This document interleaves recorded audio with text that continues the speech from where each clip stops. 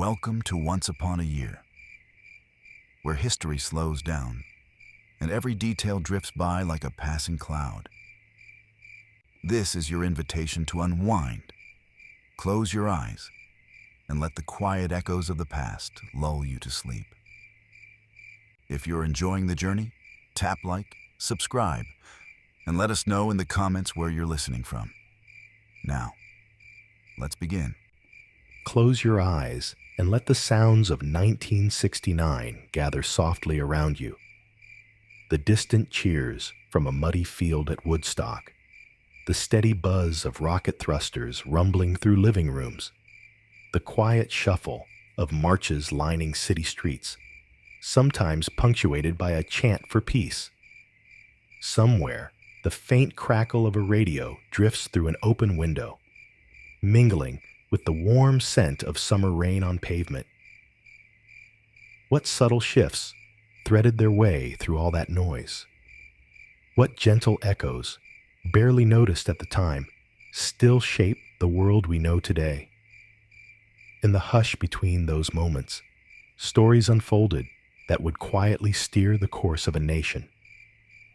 Let the hum of 1969 settle in and listen for the first stirrings of change. The world in 1969 felt unsettled, as if the ground itself was shifting beneath people's feet. The mood was restless, marked by a strange mix of anticipation and anxiety. The air buzzed with both hope and heaviness, carrying the weight of changes that were impossible to ignore. In cities across America, crowds gathered, sometimes in celebration, more often in protest. The streets filled with the determined voices of those who refused to accept the world as it was. Anti-war demonstrations swept through downtowns, while living rooms glowed with the flicker of televised images from a conflict that felt both distant and painfully close. The soundtrack of the era, guitars wailing, singers challenging the status quo, echoed through bedrooms and car radios, each lyric a quiet rebellion against the old order. On the surface, it was an age of stunning progress. The world watched as science fiction became reality. A human being was about to walk on the moon. Yet for many, especially the young, the optimism of these achievements was shadowed by a deep sense of frustration. The divide between generations had never felt so wide. The promise of technology and exploration seemed remote, especially when set against the daily realities of war, inequality, and a sense that history itself was being rewritten in real time. The old rules, those handed down by parents and teachers, reinforced by tradition, were unraveling, and nothing clear had appeared to replace them. Imagine a teenager at the kitchen table, the morning paper spread out before them. Two stories leap out. The latest draft numbers, a reminder that friends or brothers might soon be called away, and a bold headline about the upcoming Apollo mission, promising a leap for all humankind. The contrast was jarring. Was the world racing ahead or stumbling into chaos? For many, the question lingered. Were these changes signs of progress, or symptoms that the very foundation of society was beginning to crack? The restlessness of youth was impossible to overlook. The baby boomers, a generation raised in the shadow of post-war optimism, had come of age with new ideas and a fierce desire to reshape their world. They filled campus lawns and city parks, demanding their voices be heard on issues from civil rights to the war in Vietnam. Authority, whether it came in the form of a principal, a politician, or a parent, was being challenged in ways that felt unprecedented. The values that had defined the previous era, stability, conformity, a promise of prosperity for those who followed the rules, no longer seemed to fit. Posters, pamphlets, and protest songs became the tools of a generation intent on rewriting the script. But this wave of change wasn't only about the young. Across the country, workers went on strike, frustrated by stagnant wages and unsafe conditions. Women pressed forward with demands for equality, their voices rising in homes, workplaces, and on the streets. The women's liberation movement gathered momentum, pushing for rights that had long been denied: access to contraception, the right to choose, equal pay for equal work. These efforts, along with the struggles of labor and civil rights activists, were all threads in a larger tapestry, a society wrestling with the meaning of fairness and the promise of opportunity. The Vietnam War stood at the center of it all, casting a long shadow over daily life. By 1969, the conflict had dragged on for years, and public sentiment was souring. The war's images, jungle firefights, napalm strikes, the faces of young men sent far from home, were broadcast directly into American living rooms. For many, the war was no longer an abstract policy debate, but a daily, personal reality. Families worried over draft notices. Students debated the morality of the conflict. The country seemed split, not just in opinion but in spirit. At the same time, the civil rights movement was evolving. The legislative victories of the previous decade, the Civil Rights Act, the Voting Rights Act, had been monumental. But the struggle was far from finished. Activists like Coretta Scott King, Angela Davis, and Fred Hampton pressed forward, calling attention to persistent injustices in housing, education, and employment. The movement's focus shifted from securing new laws to demanding real, lasting change in the daily lives of Black Americans. Frustration simmered as progress seemed to slow, and new voices emerged, more radical and impatient, insisting on justice now. The realities of police brutality, unequal sentencing, and poverty made the dream of equality feel both urgent and elusive. Music threaded through all of this, not as mere entertainment, but as a kind of lifeblood. The Beatles released Abbey Road, a record that seemed to mark both a peak and an ending. In bedrooms and coffee houses, Bob Dylan, Joni Mitchell, and Crosby, Stills and Nash gave voice to doubts and hopes that many struggled to name. Their songs questioned patriotism, challenged silence in the face of injustice, and offered a sense of belonging to those who felt adrift. And then in August, a muddy field in upstate New York became the unlikely stage for a gathering that would define a generation: Woodstock. For 3 rain-soaked days, 500,000 people came together, some seeking music, others seeking meaning. They listened to Janis Joplin wail, watched Jimi Hendrix twist the national anthem into something wild and new, and shared food, shelter, and stories with strangers. It was messy, imperfect, and unforgettable, a brief vision of community that defied the divisions of the outside world. Yet beneath the bold headlines and soaring music, a quieter skepticism persisted. NASA's Apollo program captured imaginations, but many questioned its cost. Some wondered how the government could spend billions to reach the moon, while so many struggled with poverty at home. A Harris poll taken that year suggested that only about 53% of Americans believed the space program was worth the expense. Cynicism simmered, even as the world prepared for historic achievement. Still, when the day finally arrived, more than 600 million people watched together, their eyes fixed on the same small screen, waiting for a single step that promised to change everything. All these currents, protest and pride, hope and doubt, wove together into a picture of a society in flux. It was a year of contradictions, the old ways questioned to the point of breaking, but nothing certain to take their place. Change was everywhere, sometimes loud and sometimes almost invisible, moving through living rooms and classrooms, city streets and open fields. People argued, dreamed, and worried together, unsure what the next day would bring. For those who lived it, the sensation was unmistakable.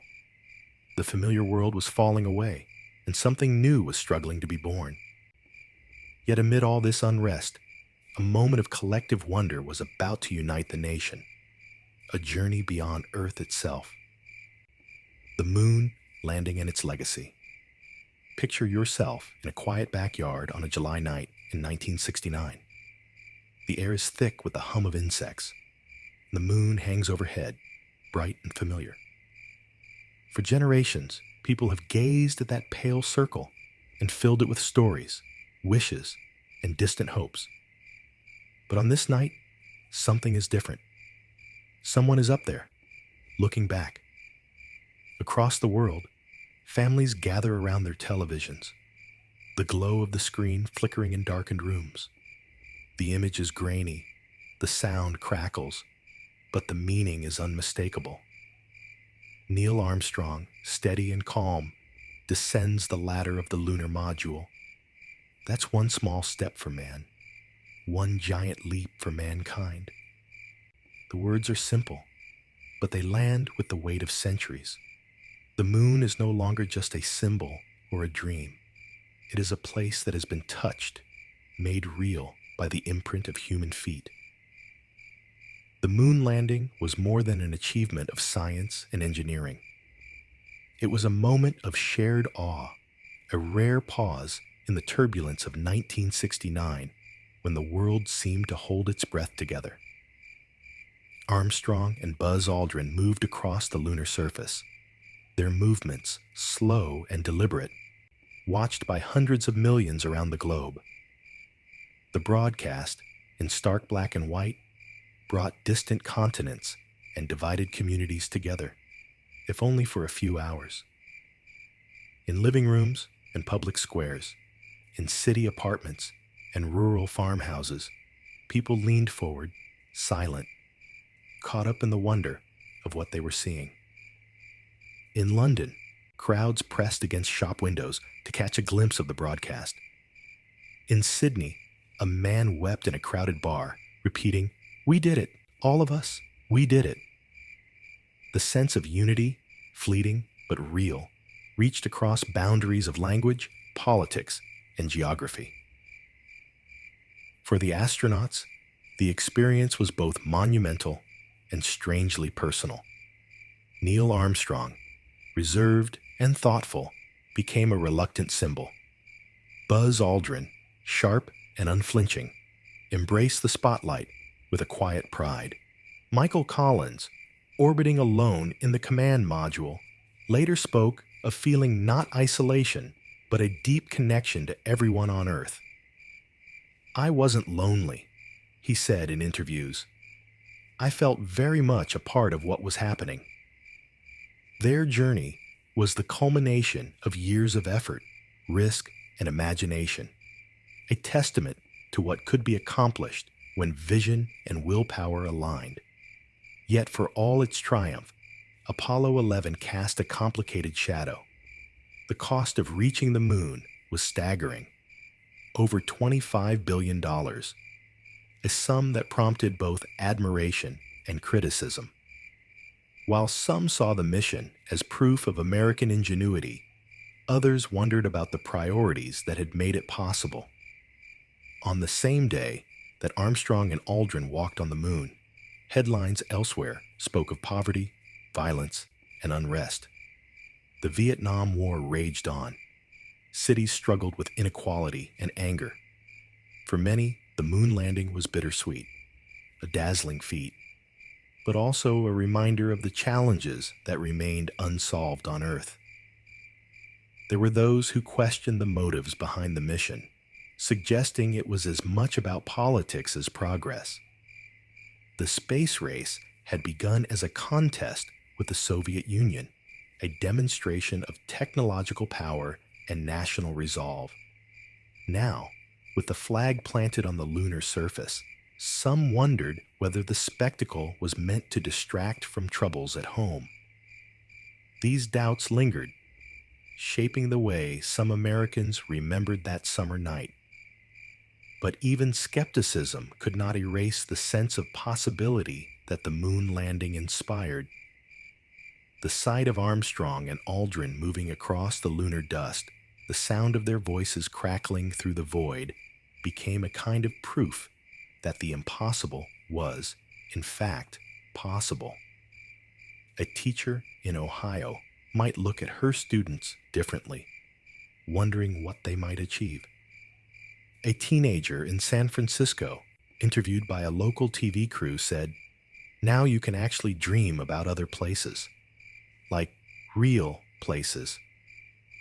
That feeling that the world was wider, that the future could hold more than anyone had dared to imagine, echoed in countless conversations. The mission's technical marvels were impressive, but it was the emotional impact that lingered. Scientists studied the moon rocks, piecing together the history of the solar system. Engineers pored over the details of the launch and return, learning lessons that would shape future missions. But for most people, Apollo 11 was not about data or engineering diagrams. It was about the thrill of seeing something new, the pride in a shared accomplishment, and the quiet hope that if people could reach the moon, perhaps they could also solve the problems that faced them at home. Some found humor amid the grandeur. A cartoon circulated showing astronauts confronted by a billboard on the moon, a gentle poke at the commercialization of even the most extraordinary events. In the midst of solemnity, there were light-hearted moments, children pretending to walk in low gravity, neighbors debating whether the astronauts would find green cheese. These small jokes and gestures made the achievement feel personal, woven into the fabric of daily life. The images brought back from the mission changed more than just the way people saw the moon. They changed the way people saw Earth. The photograph known as Earthrise, taken by Apollo 8 astronauts months before, had already begun to shift public consciousness.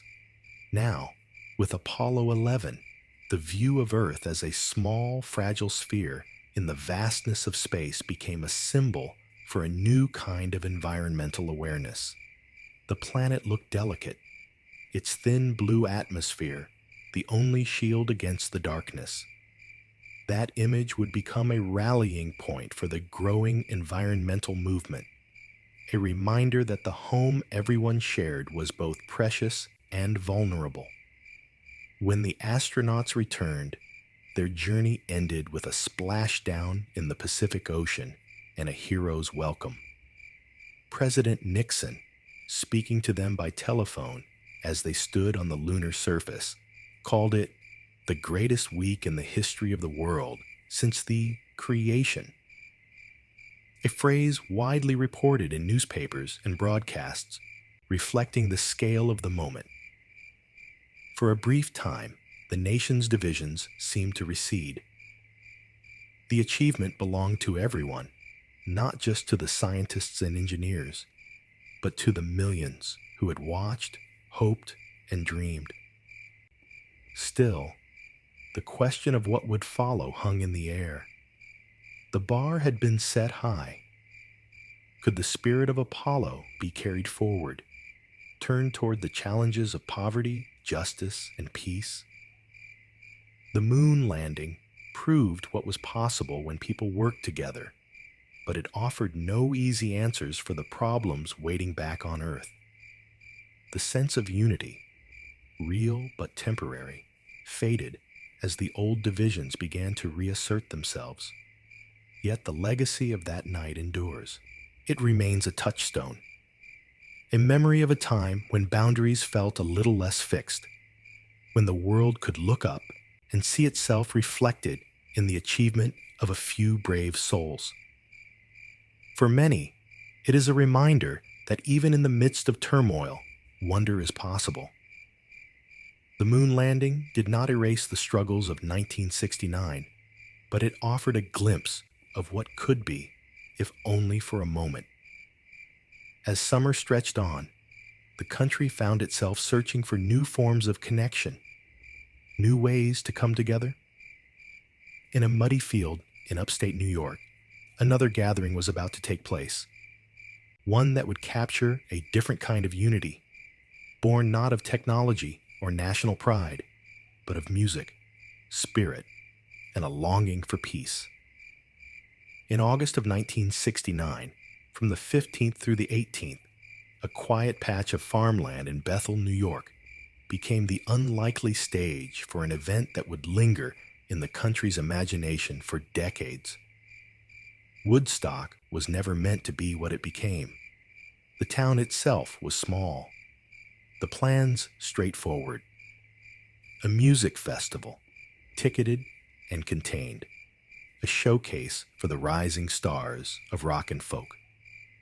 Organizers sold tickets, $18 for the weekend if you planned ahead, and expected maybe 50,000 people at most. But the summer held its own momentum, and by the time the first notes rang out, over 400,000 people had poured onto Max Yasgur's land. The roads were thick with cars for miles. Fences meant to keep order were quickly trampled, and what began as a business venture turned into something no one could have predicted. A massive, free gathering, the rules rewritten by the sheer size of the crowd. The numbers alone were staggering, but the scale of what unfolded went beyond logistics. Local officials had worried from the start about what would happen when so many young people descended on their town. Their fears seemed justified as highways clogged, food ran short, and medical teams struggled to keep up. Journalists described the unfolding scene as a disaster, a collapse of planning and control. The rain, which came in heavy bursts, turned the fields into a sea of mud. People huddled under scraps of tarp or blankets, soaked and shivering through the nights. Bathrooms were scarce, and food vendors ran out of supplies almost immediately. By any practical measure, it should have fallen apart completely. Yet in the midst of that chaos, something else took hold. The crowd, facing hardship and confusion, responded not with anger, but with a kind of quiet resolve. Strangers shared what little they had: food, water, dry socks, a piece of plastic to keep off the rain. There were no riots, no violence, and many later described an unspoken agreement to look out for one another. The music, constant and insistent, seemed to hold the whole thing together, drifting over the fields and through the nights. The festival's tagline, 3 days of peace and music, became not just a slogan, but a lived reality, if only for that brief window of time. The performances themselves have become legend. Jimi Hendrix closed the festival with his now famous interpretation of The Star-Spangled Banner, a version that twisted the familiar anthem into something raw and unsettling, reflecting both pride and protest in a few electric minutes. Janis Joplin's voice cut through the night, rough and honest, while Santana's hypnotic rhythms transformed a little-known band into instant icons. There were others: Crosby, Stills, Nash & Young, The Who, Joan Baez, but the details of the set list matter less than the feeling that settled over the crowd. The music was the thread that tied everyone together, a shared language for a generation searching for meaning in a world that felt uncertain.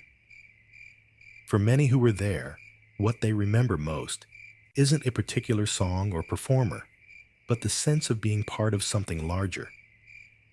The ideals of the counterculture, peace, love, and radical self-expression were not just words, but the rules of daily life for those 3 days. The absence of violence, given the conditions, was striking. Even the New York Times, which had been skeptical at first, later called it an Aquarian exposition, acknowledging that something remarkable had happened, even if the reasons for it remained hard to pin down. Still, the reality of Woodstock was far from idyllic. The festival's logistics were a mess. The rain never seemed to stop, and the mud was everywhere. Thick, cold, impossible to avoid. People went hungry, slept in the open, and lined up for hours for a chance at a bathroom.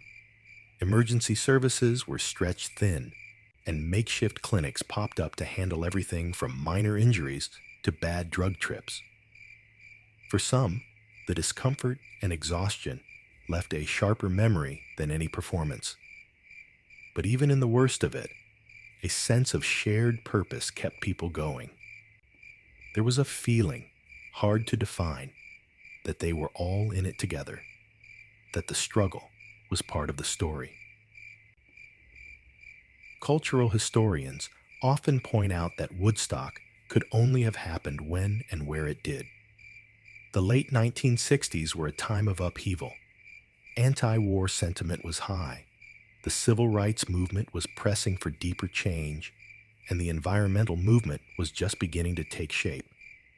The counterculture, with its rejection of materialism and authority, had reached its peak.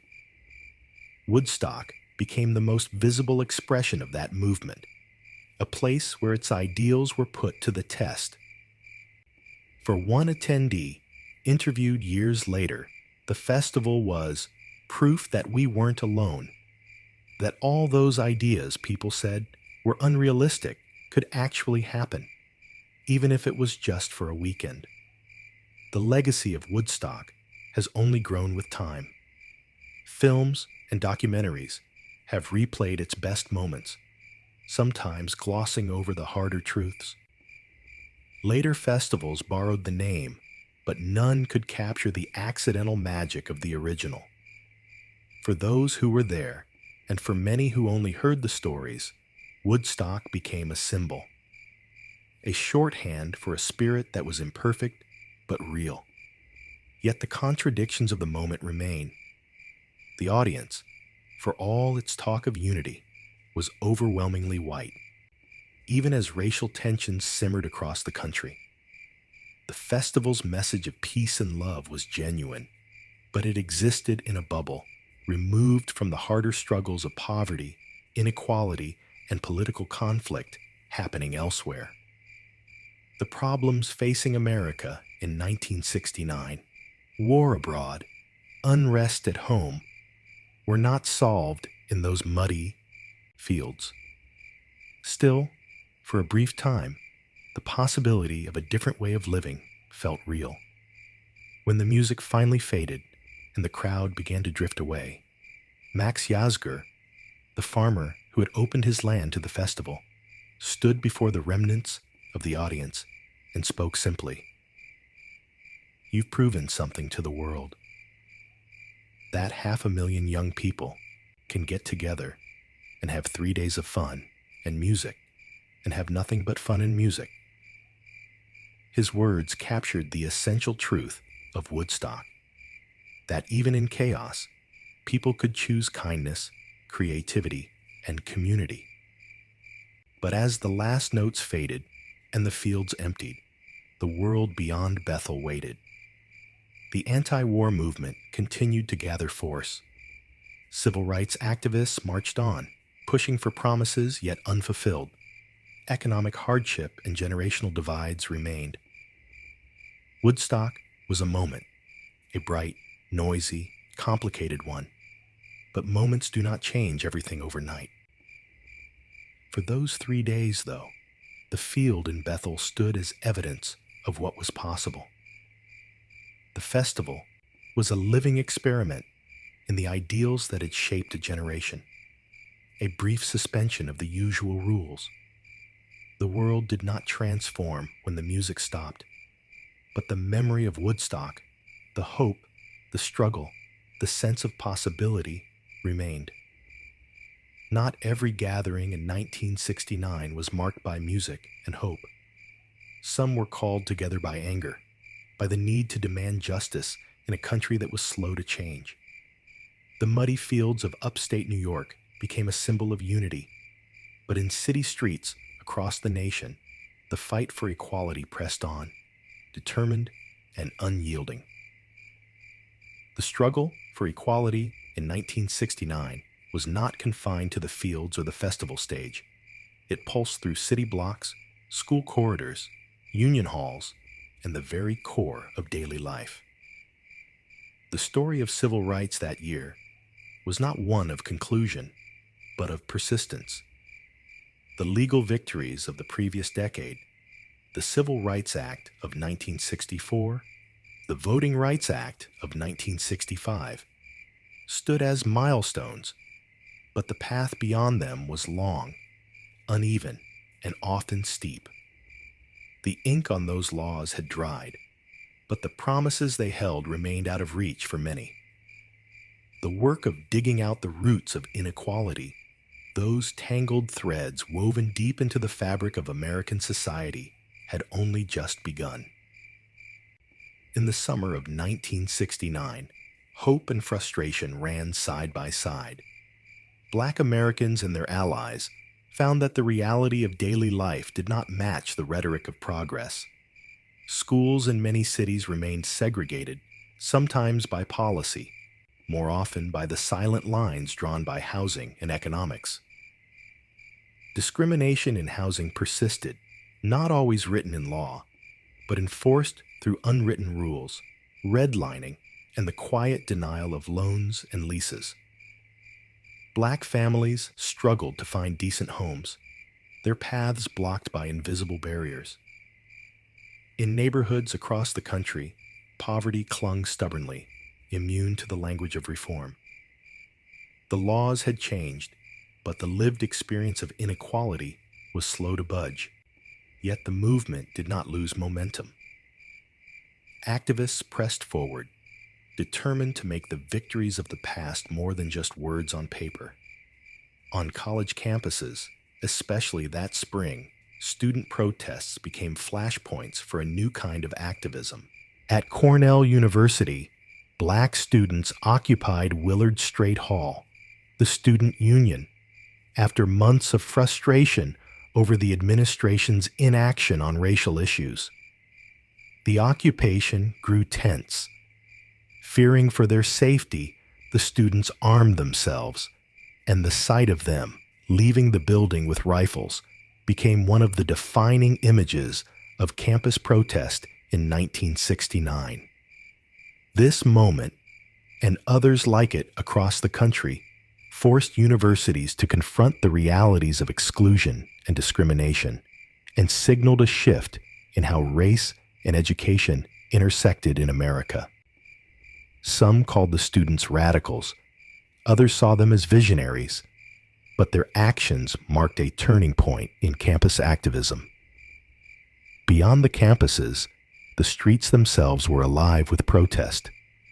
Demonstrations erupted in cities large and small, each one addressing a piece of a broader puzzle. In Harlem, the energy of resistance was constant.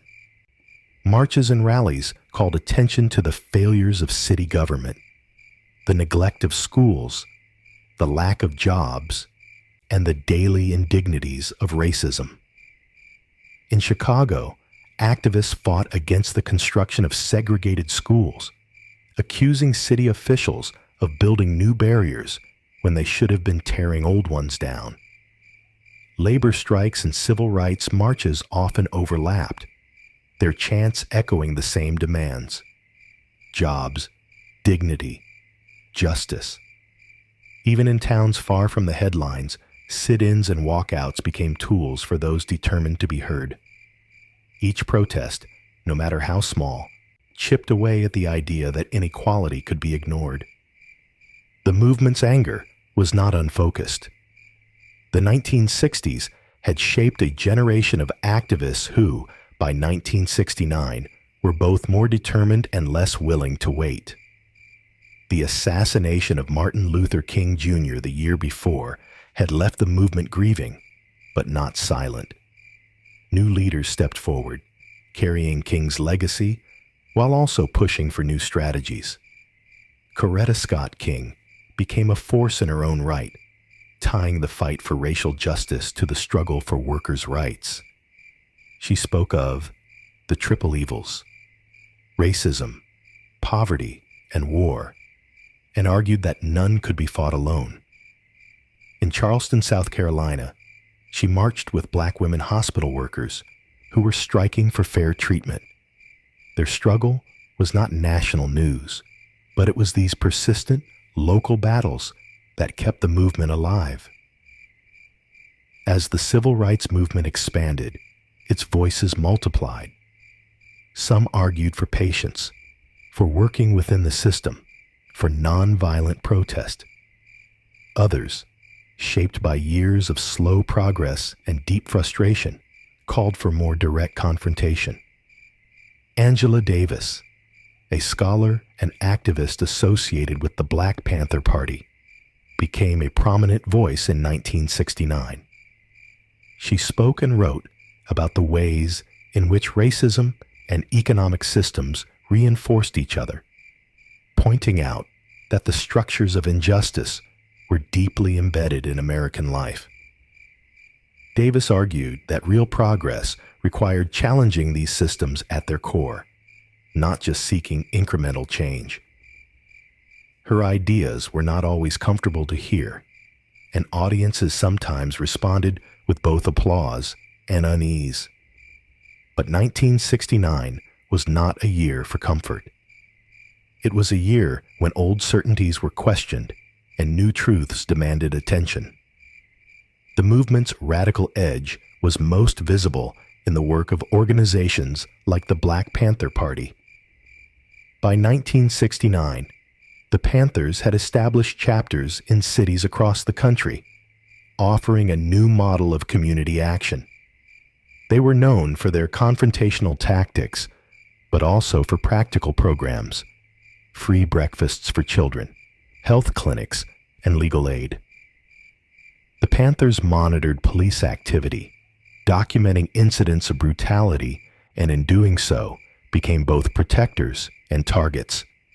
The federal government, led by FBI Director J. Edgar Hoover, viewed the Panthers as a threat. Through the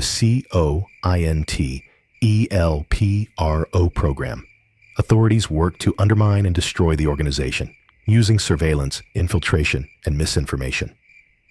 Fred Hampton, the young chairman of the Illinois chapter, stood at the heart of this storm.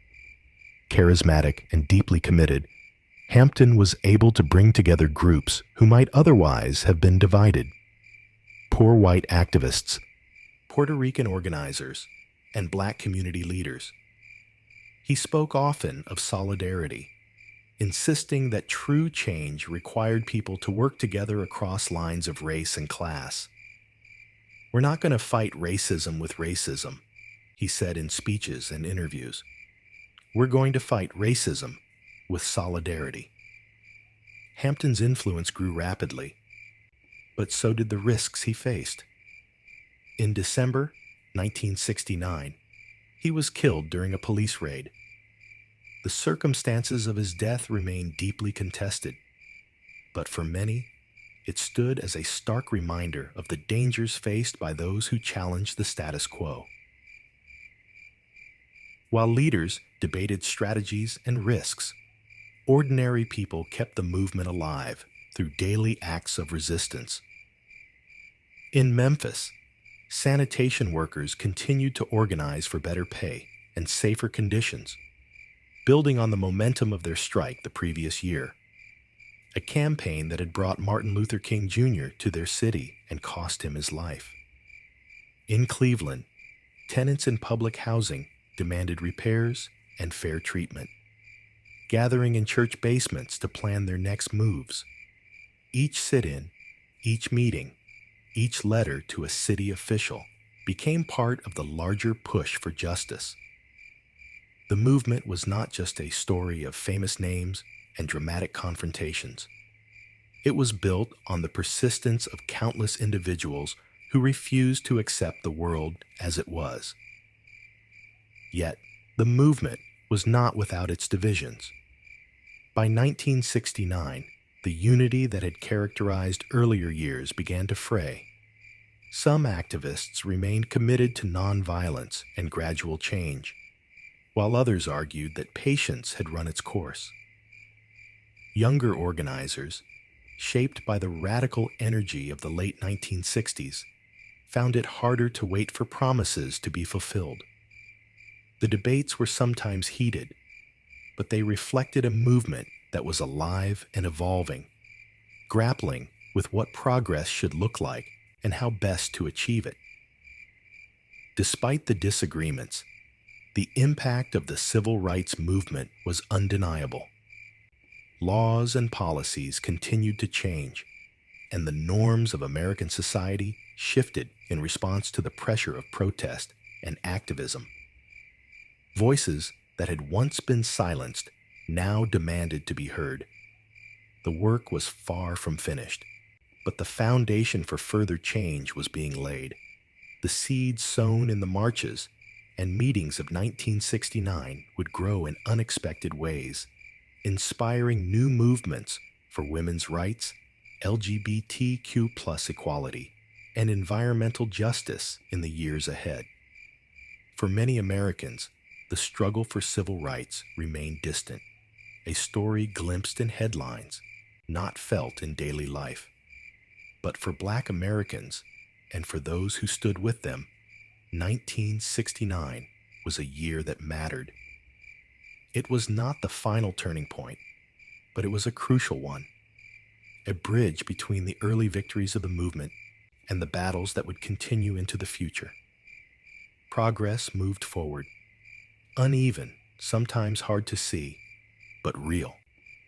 The noise of protest, marching feet, raised voices, chants echoing off city walls, demanded that America reckon with the gap between its ideals and its realities. But change was not always loud. Sometimes it happened in quieter moments, in the way families talked to each other, in questions asked around the dinner table, in the slow reshaping of expectations and roles at home. The public battles of 1969 left marks on the country's laws and its streets, but their echoes reached into private spaces as well. What happens when the fight for equality moves from the public square to the kitchen table? What happens when the questions that shaped a generation begin to reshape the routines of daily life? It's late in the day, and the kitchen is filled with the small sounds of a family settling in. Silverware clinks, a chair scrapes against linoleum. The scent of coffee lingers. Tonight, a daughter sits at the table, her elbows on the worn wood, a college course catalog open in front of her. She's talking about graduate school, about wanting to wait before marrying, about maybe moving to a city where no one knows her name. Her father listens, his jaw set, while her mother glances between them, uncertain. The conversation is careful at first, but soon the daughter's voice grows more certain, the father's more defensive. The ideas swirling outside, the ones on the news, in magazines, whispered among friends, are suddenly right here, in the heart of the home. And the kitchen table, once a place for routine and quiet, becomes the site of a subtle but real revolution. In 1969, the kitchen table was still the center of family life, but the roles around it were shifting. For decades, most American homes followed an unspoken script. Fathers as providers, mothers as caretakers, children expected to listen and follow. These roles were reinforced by everything from TV sitcoms to school textbooks, to the advice of neighbors and relatives. They were presented as natural, even inevitable. But by the end of the 1960s, tradition no longer held the same sway. The younger generation, raised in a rapidly changing world, began to question not just the rules outside the home, but the ones within it. The old patterns had deep roots. Many parents had grown up during the Depression or the war, when sacrifice and duty shaped their understanding of family. Fathers worked long hours, sometimes at the expense of closeness with their children. Mothers managed the household and absorbed the emotional weight of everyone's needs. The expectation was clear.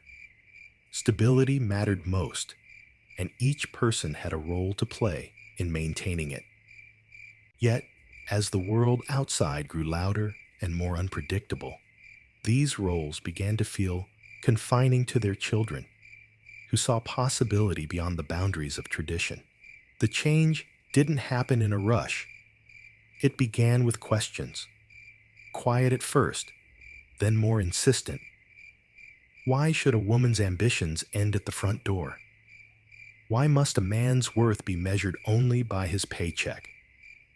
Why should marriage be the only path to adulthood? By 1969, these questions had moved from the fringes to the center of family life. Young people saw their parents' exhaustion and their mothers' sacrifices and wondered if there might be another way. Some of them voiced these doubts at the dinner table, surprising their families with their candor. Others acted more quietly, making choices that defied expectation. A son who took a job in the arts instead of business. A daughter who decided not to marry at all. The institution of marriage itself began to shift. Fewer young people rushed to the altar straight out of high school. The average age at first marriage crept upward, and divorce rates, while still lower than they would become, started to rise. For some, marriage no longer felt like a requirement, but a choice. And for many women, the prospect of a life spent only in service to others lost its appeal. More women entered college and the workforce, not as a temporary step before motherhood, but as a way to claim independence. The reasons for these changes were complex. Part economics, part ideology, part the simple desire for something different than what their parents had known. Feminist voices helped spark these debates at home. Betty Friedan's The Feminine Mystique, published in 1963, had already challenged the idea that fulfillment could only be found in domestic life. By 1969, her arguments had filtered into everyday conversations, sometimes igniting heated debates between mothers and daughters. The question of what made a good life, security, happiness, freedom, was no longer settled. Families found themselves wrestling with it together, often for the first time. Men, too, began to reconsider their roles. Some saw the toll that a narrow definition of manhood had taken on their fathers. Long hours, emotional distance, a sense of isolation. A few started to wonder if they could be both providers and caretakers, if they could find room for gentleness alongside strength. These were not always easy conversations, nor were they widespread, but they marked the beginning of a slow change in what it meant to be a father, a husband, a man. At the heart of these shifts was a new tension between freedom and duty. Older generations, shaped by hardship and collective struggle, placed a premium on sacrifice and stability. Their children, inspired by the civil rights movement, anti-war protests, and the counterculture, valued individuality and self-expression. The result was a series of small daily confrontations, sometimes voiced, sometimes silent, as families negotiated what values would guide them forward. Parenting styles began to change as well. Dr. Benjamin Spock's Baby and Child Care had encouraged a more responsive emotionally attuned approach to raising children. While some parents dismissed his ideas as permissive, others embraced them, eager to avoid the emotional distance they'd felt growing up. Children were no longer expected to be seen and not heard. Instead, more parents began to listen, to treat their children's questions and feelings as worthy of attention. The shift was gradual, but it marked a move toward a more open and communicative family life. A 1969 study published in the American Journal of Sociology found that young adults increasingly cited personal fulfillment and happiness as reasons for their choices about work, marriage, and family, rather than simply tradition or obligation.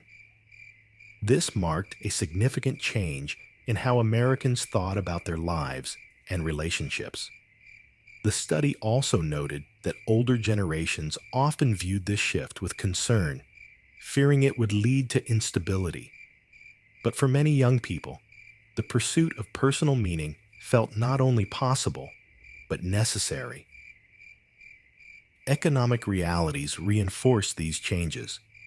As inflation rose and the cost of living climbed, more families relied on two incomes to make ends meet. For some, this was a matter of survival. For others, it was a chance to explore new roles.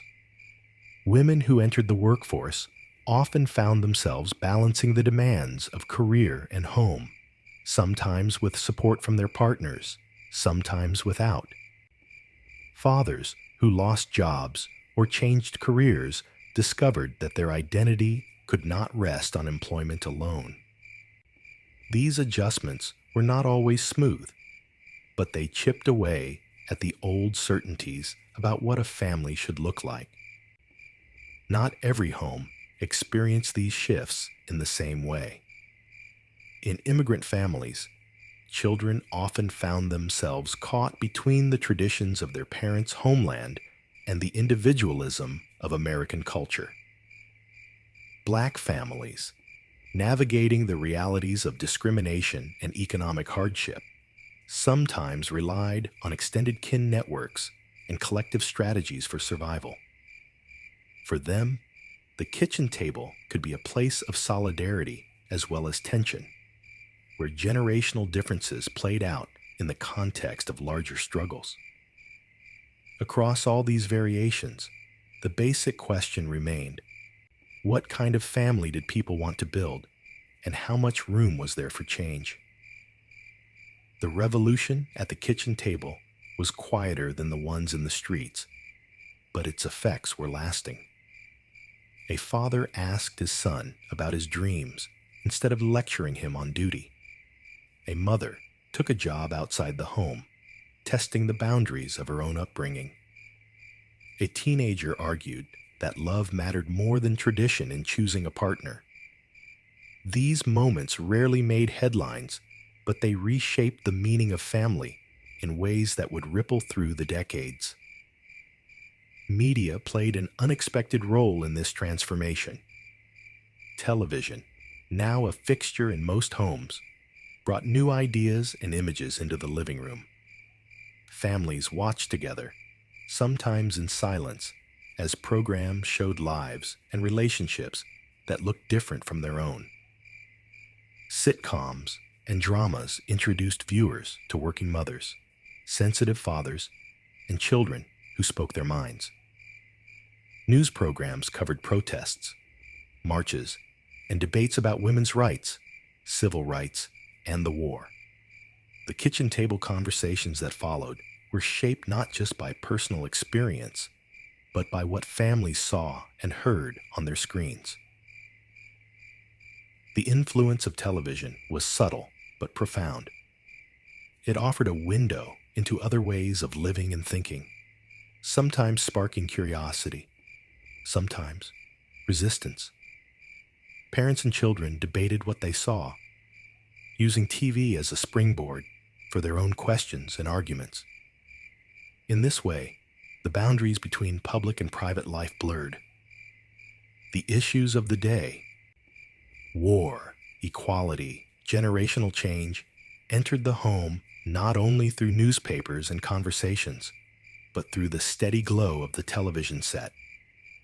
By the end of 1969, the kitchen table had become more than just a place to eat. It was a forum for debate, a site of negotiation, a space where the old ways met the new. The revolution happening there was slow, uneven, and often invisible to outsiders, but it was real. As families wrestled with changing expectations, they laid the groundwork for the transformations to come. And as the evening wore on, the living room beckoned. The television flickered on, filling the room with a soft, hazy light. Across the screen, a jungle came into focus, dense and unfamiliar, its green canopy broken by sudden bursts of smoke and fire. Television in 1969 had become something more than a source of entertainment or background noise in the American home. It was now a window, sometimes fogged, sometimes painfully clear, onto the realities of a distant war. The Vietnam War was not just fought in jungles or on foreign soil. It played out night after night in the living rooms of millions of families. The living room revolution was not a slogan, but a transformation in how Americans understood conflict, authority, and themselves. The news broadcasts brought the war uncomfortably close. Instead of reading about battles days after they happened, viewers could watch footage of soldiers moving through thick brush, faces drawn and wary, boots sinking into unfamiliar terrain. The camera did not linger on heroics or triumphs. Instead, it caught the tension in a soldier's eyes, the uncertainty in his movements, the sudden burst of gunfire that sent everyone scrambling for cover. The images were not stylized or distant. They were immediate, sometimes shaky, and often unsettling. The war had crossed an invisible threshold, moving from the abstract to the achingly real. For many Americans, this new kind of coverage was jarring. The war was no longer something that happened over there, reported in columns of print or sanitized photographs. Now it was a nightly presence, interrupting dinner, silencing conversation, demanding attention. The faces on the screen were young, sometimes barely out of high school, and their voices betrayed a vulnerability that no official statement could disguise. Sir, the contrast between the government's assurances and the scenes unfolding on TV became harder to ignore. The White House spoke of progress and pacification, while the screen filled with wounded soldiers, burning villages, and the haunted eyes of civilians caught in the crossfire. The Tet Offensive of early 1968 had already shaken public confidence, but its aftershocks continued to ripple through 1969. The coordinated attacks by North Vietnamese forces, broadcast in harrowing detail, made it clear that victory was far from certain. Viewers saw the U.S. Embassy grounds under siege, soldiers taking cover behind makeshift barricades, and chaos in streets that had been described as secure. The images undermined the narrative of steady progress. It was not just the violence that unsettled people, but the realization that the war's reality was so different from what they had been told.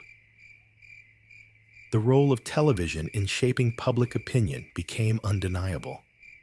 When Walter Cronkite, the trusted CBS News anchor, offered his somber assessment that the war appeared unwinnable, it sent shockwaves through the nation. Reports say President Johnson felt shaken by Cronkite's commentary, seeing it as a turning point in public trust. The effect was not immediate, but it was profound. The war of images had become as important as the war itself. As 1969 unfolded, glimpses of civilian atrocities began emerging. The story of the My Lai massacre, though not fully revealed until later, began to surface in fragments and rumors. Television did not shield viewers from the implications. The sight of American soldiers implicated in violence against civilians struck at the heart of national identity. The war was no longer just a matter of strategy or ideology.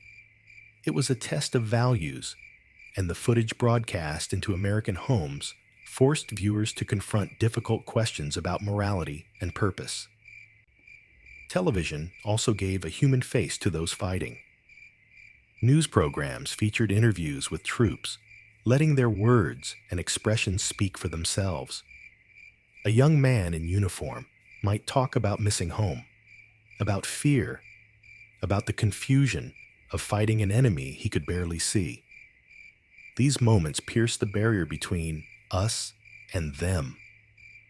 Soldiers were not distant heroes or anonymous statistics. They were neighbors, classmates, sons, and brothers. The cost of the war became personal, measured not just in numbers, but in the visible strain on those sent to fight. The government tried to manage the story, but television was not easily controlled. Each night, the casualty count scrolled across the screen. Americans killed, wounded, missing. The numbers became a grim ritual, a reminder of the war's toll that could not be softened by rhetoric. According to a Gallup poll from 1969, more than half of Americans believed sending troops to Vietnam had been a mistake. Trust in government plummeted as the gap widened between official statements and the evidence flickering in living rooms across the nation. The erosion of trust was not limited to the war itself. The sense that leaders were withholding the truth or spinning it for their own purposes seeped into other areas of public life. The nightly news became a forum for doubt and debate. Parents and children argued over what they saw, sometimes struggling to make sense of the contradictions. The authority of government, once largely unquestioned, now faced a new skepticism born of direct, unfiltered experience. Television's influence extended beyond the battlefield. Coverage of anti-war protests brought the movement into sharp focus. Marches in Washington, college sit-ins, and candlelight vigils appeared on the evening news, their chants and banners impossible to ignore. The images of demonstrators clashing with police, of students draped in black armbands, and of mothers holding photographs of their sons made the opposition to the war visible and urgent. The protests were no longer isolated events. They were woven into the fabric of daily life, amplified by the reach of television. The living room became a new kind of public square. Families watched together, sometimes in silence, sometimes with heated discussion. The debates that played out on TV spilled over into kitchen tables, workplaces, and classrooms. The questions raised by the war about justice, sacrifice, and the meaning of American ideals became questions that everyone was forced to consider. The boundaries between public and private life blurred as television brought the world's conflicts into the most intimate spaces. For previous generations, war had been something you read about or heard on the radio. World War II was filtered through newsreels and censored reports, its horrors kept at a distance. Vietnam was different. The wall between the battlefield and the home had fallen. The war became part of the rhythm of daily life, woven into the routines of dinner and bedtime, homework and chores. Even those who tried to look away could not escape the flicker of images and the steady drumbeat of loss. The emotional toll was significant. Anxiety and uncertainty crept into conversations. Families worried over draft notices, debated the morality of the conflict, and struggled to comfort children who asked difficult questions. The war's presence was inescapable, not just as a political issue, but as a source of personal pain and confusion. The living room, once a refuge from the troubles of the world, became a space where those troubles could not be ignored. Television did not just reveal the war. It changed the way Americans thought about themselves.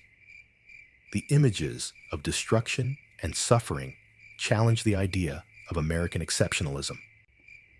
The sense of unity that had defined earlier conflicts gave way to division and doubt. The war became a mirror, reflecting the nation's hopes and fears, its strengths and its failures. The questions raised by Vietnam would not be answered easily, but they would shape the country's identity for years to come. At the same time, television became a tool for those seeking change. The counterculture movement, already alive in music, art, and protest, found new ways to use the medium.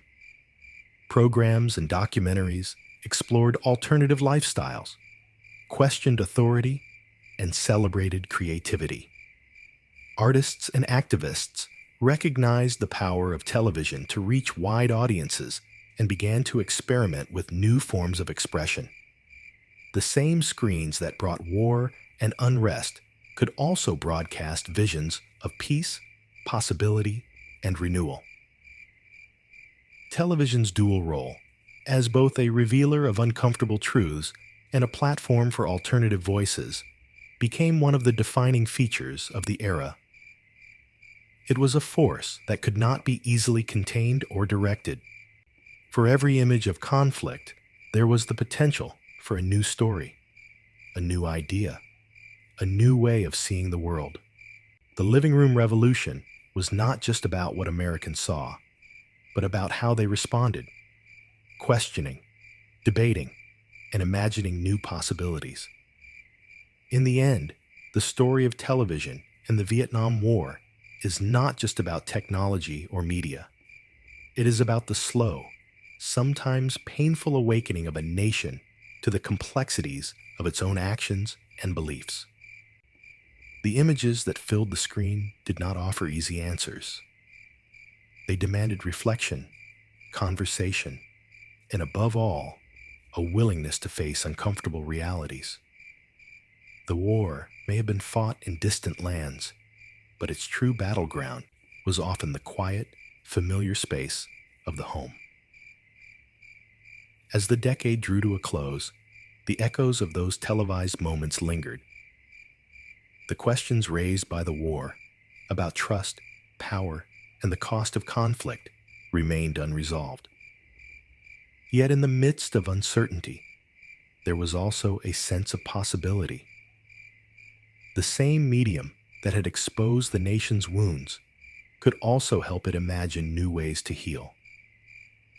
As Americans turned off their televisions and prepared for whatever would come next, the lessons of 1969 remained close at hand, quiet, persistent, and ready to shape the world that followed. As we look back, the quiet arguments at a kitchen table or the first glimpse of Earthrise from the moon remind us that the echoes of 1969 stretch into our own lives.